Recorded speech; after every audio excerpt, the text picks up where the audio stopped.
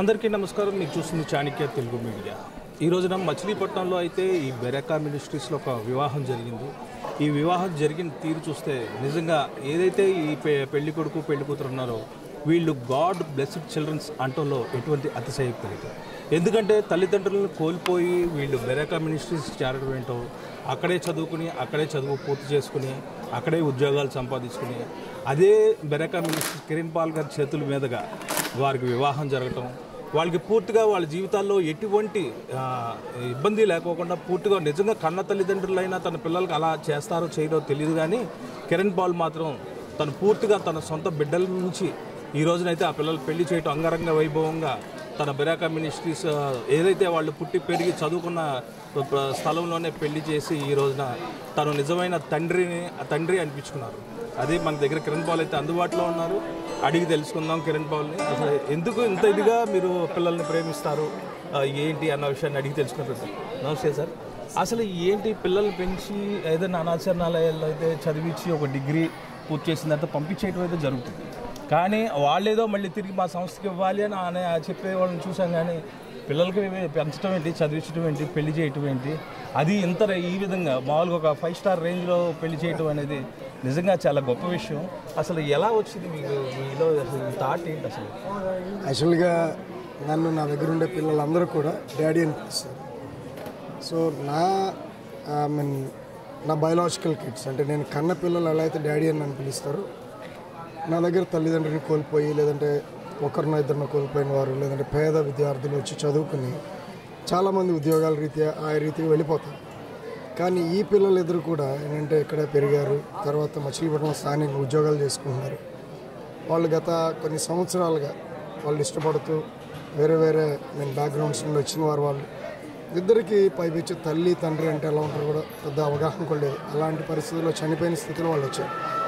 ఈరోజు వచ్చిన వాళ్ళ యొక్క పెద్దనాన్నలు బాబాయిలు లేదంటే పెళ్లి కూతురు యొక్క అక్కయ్య బావగారిని నేను ఎప్పుడు నా లైఫ్లో ఎంతవరకు చూడలేదు. సుమారుగా వాళ్ళు ఇక్కడికి వచ్చి 2010 ఆ టైంలో వచ్చారు, 11 ఆ టైంలో. సో ఈ 14-15 సంవత్సరాలు ఎప్పుడు చూడలేదు. బట్ ఈ శుభ సందర్భంలో వాళ్ళందరూ రావడం చాలా సంతోషం. అయితే నా పిల్లలు నేను బయలాజికల్ కిడ్స్ ఎలా అయితే నేను కన్న పిల్లలు అలా అయితే నాకు విలువైన వారు, ప్రశస్తమైన వారు, వీళ్ళు అంతకంటే ప్రశస్తమైన వారు. ఎందుకంటే నేను వీళ్ళని ఎప్పుడైతే నా ఇంట్లోనికి నా కుటుంబంలోనికి పిల్లలుగా ఆహ్వానించానో ఆ రోజు నుండి వాళ్ళు నా పిల్లలు అయిపోయారు. ఎవరైతే మేము కావాలని కోరుకుని మాతో ఉంటారో వాళ్ళ పూర్తి బాధ్యత మాది. సో పెళ్లి చేయడం అనేది ఇప్పుడు నాకు అమ్మాయి నా కూతురు. సో తను వచ్చి డాడీ మా పెళ్లి చేయండి అని అడిగినప్పుడు నా కూతురు నన్ను అడిగినట్టే భావించాను. సో నా కూతురికి నా ఇదిలో నేను ఎలా చేయగలను, ఎక్కడ రాజీ పడకుండా చేయడానికి ప్రయత్నం చేశాం. సో ఈరోజు మీరందరూ రావటం, చాలామంది పెద్దలు రావటం, మీరందరూ వాళ్ళని ఆశీర్వదించడం, అంతేకాకుండా పట్టణ ప్రముఖులు వీళ్ళందరూ రావడం, వారిని ఆశీర్వదించడం అనేది it's blessing to all of us.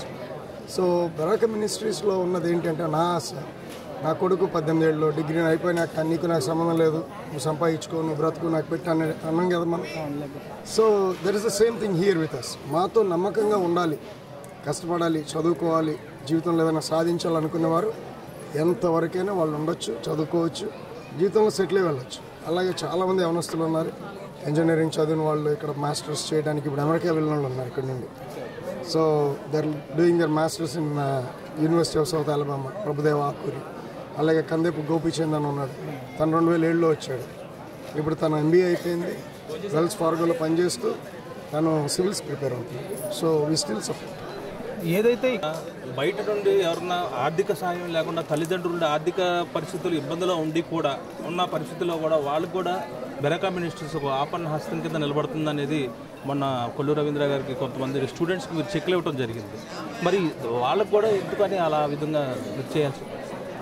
To be truthful అండి, తల్లిదండ్రులు లేనివారు మాలాంటి సంస్థల దగ్గరికి వస్తారు. తల్లిదండ్రులు ఉన్నా కూడా ఆర్థిక కుటుంబ వాళ్ళ యొక్క వ్యక్తిగత సామాజిక పరిస్థితులు బాగోని వారు కూడా వస్తారు.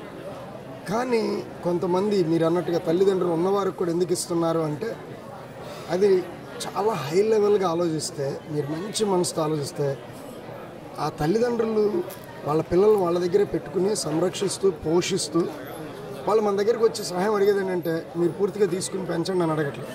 ఏమండి నా స్తోమత సరిగా లేదు, లేదంటే నాకు ఫలానా ఆటంకం ఉంది, ఇబ్బంది ఉంది, కనీసం చదువు కోసం నా బిడ్డకి సహాయం చేస్తే వాళ్ళు మంచి స్థాయికి వెళ్తారు కదా అని అడుగుతున్నారు అంతే.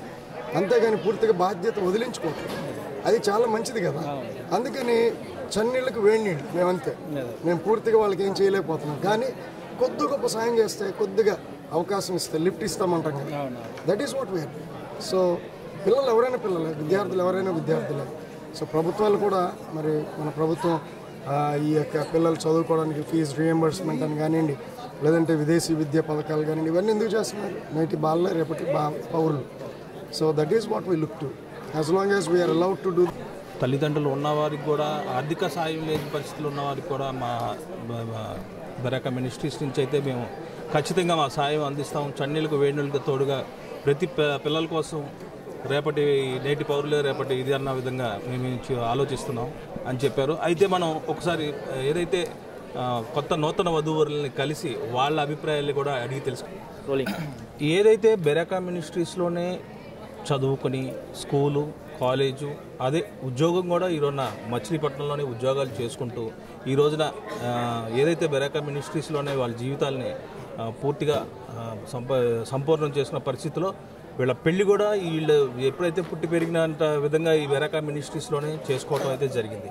అసలు వీరు తల్లిదండ్రులు లేని దగ్గర నుండి నేటి వరకు మరి వీళ్ళకి ఏ విధంగా వీరు ఈ పొజిషన్కి వచ్చారు, అసలు వీళ్ళని గాడ్ బ్లెస్డ్ చిల్డ్రన్ అనటానికి ఎటువంటి అతిశయోక్తి లేదన్న విషయం అయితే మరి తేటతెల్లమవుతుంది. అదే విషయాన్ని ఈ దంపతుల్ని అడిగి తెలుసుకునే ప్రయత్నం చేద్దాం.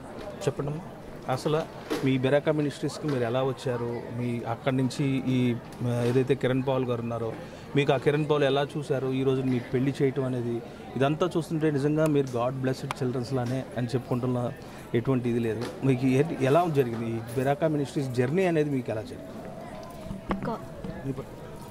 దేవుడు ఒకటి ఇస్తే ఇంకోటి ఇస్తా అని అంటారు. సో నిజమైన తల్లిదండ్రులు లేకపోయినా సో దేవుడిచ్చిన తల్లిదండ్రులుగా మేము చాలా దైవికంగా, సో ఆయన మాటల్లో మేము చాలా పద్ధతిగా ఎదిగాం. So Beraka ministries Kiran Paul director గారు అని చెప్పడం కన్నా మేము మా డాడీ అనే చెప్తాము. సో ఇలా ఘనంగా మ్యారేజ్ చేసుకోవడం కూడా ఒకవేళ ఇన్కేస్ నిజమైన తల్లిదండ్రులు ఉన్నా సరే ఐ థింక్ నాకు తెలిసి ఇది ఒక 10 lakhs 15 వరకు అవుతుంది. సో అక్కడ పెట్టిన ఐటమ్స్, డెకరేషన్స్, రింగ్స్ ఇవన్నీ కూడా. సో ప్రతి దానిలో ఆయన మాకు తోడున్నారు. సో నిజమైన తల్లిదండ్రులు ఉన్నా మేము ఇంత ఘనంగా అయితే చేసుకునే వాళ్ళం కాదు. సో నాకు తెలిసి నిజమైన తల్లిదండ్రులు ఉంటే 1 లక్ష 2 లక్షల్లో అయిపోయే పెళ్ళి మాది. సో ఆ ఫ్యామిలీ సో 15-10 వరకు ఖర్చు పెట్టి చేశారు. సో నిజంగా ఆయన మా తండ్రే. సో మేము ఆయనకి ఎప్పుడు రుణంగానే ఉంటాం. మేము ఎంత చేసినా ఆయన రుణం మాకు తీరదు. So I'm so happy for. ఏ వయసులో ఉన్నప్పుడు మీరు బెరాకా మినిస్ట్రీస్లో అడుగు పెట్టారమ్మా? నేను ఐ థింక్ ఒక 10 years బ్యాక్ నేను బెరాకా ఆశ్రయానికి వచ్చాను. సో డిగ్రీ కంప్లీట్ చేశాను. సో నెక్స్ట్ సో చిన్న చిన్న జాబ్స్ చేస్తూ వచ్చాను. సో ఇప్పుడు వరకు మేము హ్యాపీగా ఉన్నాం. సో ఇలానే ఉంటూ ఉంటాం. మీకు మీ ఏదైతే బెరాకా మినిస్ట్రీస్ కిరణ్ పాల్ గారు ఉన్నారో మీకు ఇల్లు కూడా కట్టించే ప్రయత్నం చేద్దామని చూస్తే అది మీకు ఎలా అనిపిస్తుంది? మీకు ఏంటి అంటే మీరు ఇప్పుడు చెప్పారు కదా తల్లిదండ్రులు ఉన్నా కూడా ఈ విధంగా చేయరు అని.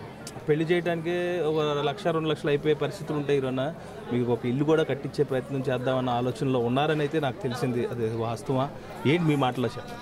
ఆ నిజం కూడా మాకు ఒక బ్రదర్ ద్వారానే తెలిసింది. సో ఆయన అది మాకు ఒక సర్ప్రైజ్గా చెప్పారు. సో ఆ విషయం విన్నాక మేము కూడా షాక్ అయ్యాం. బికాజ్ ఈ కాలం తల్లిదండ్రులు ఎట్లా ఉన్నారు, సో పెళ్ళి చేసాము, సో ఓకే లైక్ వాళ్ళ లైఫ్ వాళ్ళు లీడ్ చేస్తారు, సో ఇంకా మన వరకు మనం చేయాలి అన్న ఉద్దేశం ఉంటుంది. సో పెళ్ళి ఖర్చు చేసి ఇల్లు కట్టించడం అన్న ఆలోచన, భవిష్యత్తుని కూడా చూడాలన్న ఆలోచన వచ్చింది. సో మేము చాలా హ్యాపీ. ఏంటి బెరాకా మినిస్ట్రీస్ మీరు ఏం చెప్పదలుచుకున్నారు ఫైనల్? బెరాకా మినిస్ట్రీస్ మేము చెప్పడానికి అంటే స్పీచ్లెస్. బికాజ్ ఇలాంటి విషయం నిజంగా మరైతే బెరాకా మినిస్ట్రీస్లో మళ్ళీ జన్మ ఉంటే బెరాకా మినిస్ట్రీస్లోనే పుట్టాలి. ఎక్కడ ఒకవేళ ఏ తల్లిదండ్రులు పుట్టినా మళ్ళీ మేము బెరాకా మినిస్ట్రీస్కే రావాలి అని చెప్పి ఈ దంపతులు అయితే వాళ్ళ యొక్క భావనను అయితే మనకు తెలియజేయడం జరిగింది. ఖచ్చితంగా ఈ బెరాకా మినిస్ట్రీస్ ఈ కిరణ్ పాల్ ఎవరైతే కిరణ్ పాల్ ఉన్నారో మరింత మందికి సేవ చేసి ఇంకెంతో మంది పిల్లల భవిష్యత్తులను తీర్చిదిద్దడంలో ఆ భగవంతుడు సాయం చేయాలని మనం కూడా కోరుకుంటూ కెమెరామెన్ సాయితో చిరంజీవి, చాణక్య తెలుగు మీడియా. చాణక్య ఛానల్కి సబ్స్క్రైబ్ చేస్తే మాకు ఇంకా మంచి వీడియోస్ని, న్యూసెస్ని చేయడానికి మాకు మోటివేషన్ ఉంటుంది. Thank you and don't forget to subscribe to Chanakya channel.